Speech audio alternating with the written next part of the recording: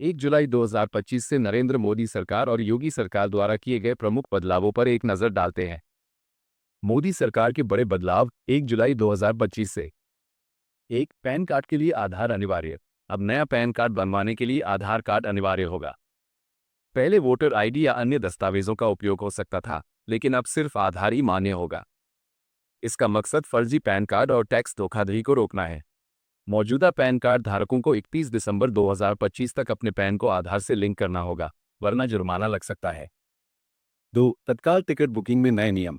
भारतीय रेलवे ने तत्काल टिकट बुकिंग को और सुरक्षित बनाने के लिए नियम सख्त किए हैं। 1 जुलाई से आईआरसीटीसी वेबसाइट और ऐप पर तत्काल टिकट बुक करने के लिए आधार वेरिफिकेशन अनिवार्य होगा। इसके अलावा 15 जुलाई से ऑनलाइन और रेलवे काउंटर पर टिकट बुकिंग के लिए मोबाइल ओटीपी वेरिफिकेशन भी जरूरी होगा। 3, रेलवे किराए में बढ़ोतरी। 1 जुलाई से मेल एक्सप्रेस ट्रेनों के किराए में बढ़ोतरी लागू होगी। नॉन एस बड़ी ई क्लास में प्रति किलोमीटर 1 पैसा और एस बड़ी ई क्लास में प्रति किलोमीटर 2 पैसे की बढ़ोतरी होगी। 500 किलोमीटर से कम दूरी की यात्रा पर कोई बदलाव नहीं होगा, लेकिन लंबी दूरी की यात्राओं पर आपको ज्यादा किराया देना होगा। 4, जीएसटी रिटर्न फाइलिंग में सख्ती। जीएसटी नेटवर्क जीएसटीएन ने नियमों में बदलाव किए हैं।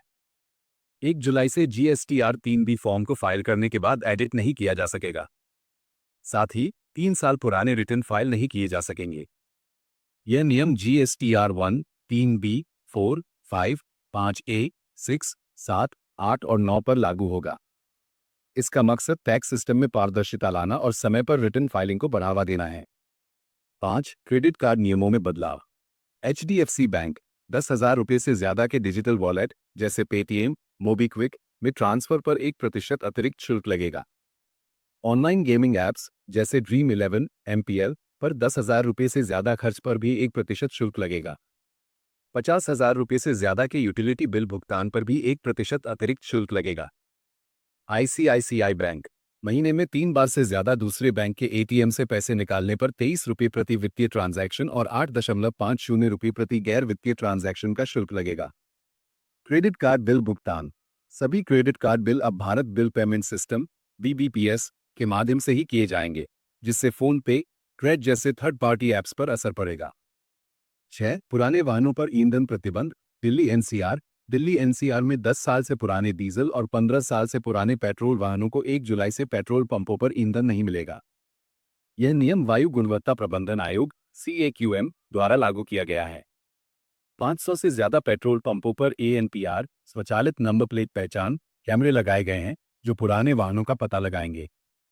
अगर आप इस नियम का उल्लंघन करते हैं तो आपकी गाड़ी जब्त हो सकती है। 7, एलपीजी सिलेंडर की कीमतों में संभावित बदलाव। हर महीने की तरह 1 जुलाई को ऑयल मार्केटिंग कंपनियां एलपीजी सिलेंडर, घरेलू और कमर्शियल की नई कीमतें जारी करेंगी। जून में 19 किलो के कमर्शियल सिलेंडर की कीमत में 24-25 रुपये की कटौती हुई थी, लेकिन घरेलू सिलेंडर की कीमतें स्थिर थी। 1 जुलाई को घरेलू सिलेंडर की कीमतों में बदलाव की संभावना है। 8, उपी चार्जबैक नियमों में बदलाव। अब बैंकों को उपी चार्जबैक क्लेम रिजेक्ट होने पर एनपीसीआई से दोबारा अनुमति लेने की जरूरत नहीं होगी। बैंक खुद ही सही पाए गए क्लेम्स को दोबारा प्रोसेस कर सकेंगे, जिससे विवादों का समाधान तेजी और पारदर्शिता से होगा। योगी सरकार के बड़े बदलाव और योजनाएं 1 जुलाई 2025 से। 1, नए आपराधिक कानूनों का कार्यान्वयन। 1 जुलाई 2024 से पूरे देश में 3 नए आपराधिक कानून लागू हो चुके हैं। भारतीय न्याय संहिता, भारतीय नागरिक सुरक्षा संहिता और भारतीय साक्ष्य अधिनियम।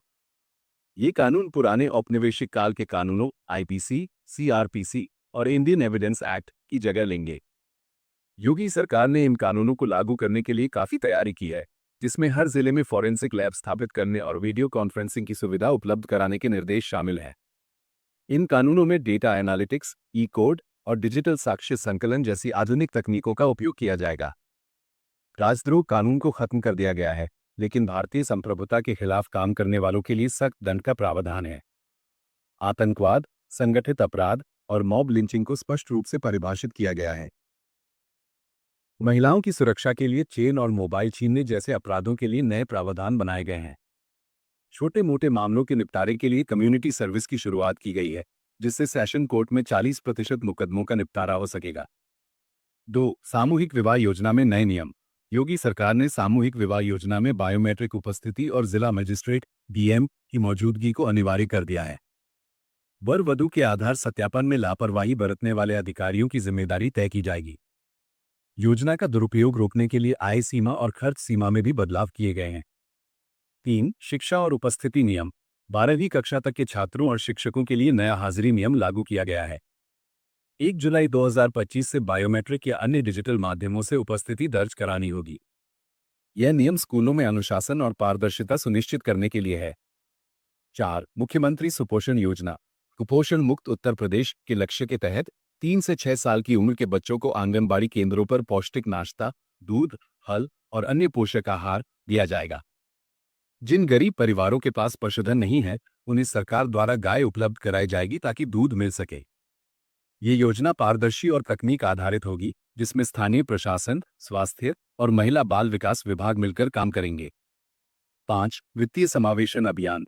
1 जुलाई 2025 से 30 सितंबर 2025 तक योगी सरकार सभी ग्राम पंचायतों में एक विशेष अभियान चलाएगी।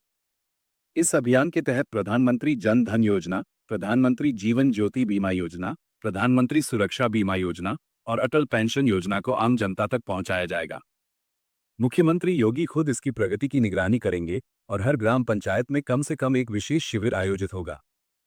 6. वन महोत्सव और ग्रीन गोल्ड सर्टिफिकेट।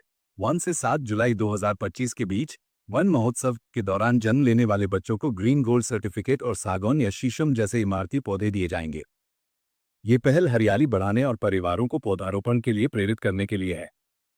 वन विभाग और स्वास्थ्य विभाग मिलकर जिला अस्पतालों, सीएचसी और पीएचसी में इस योजना को लागू करेंगे। 7. विवाह पंजीकरण नियम।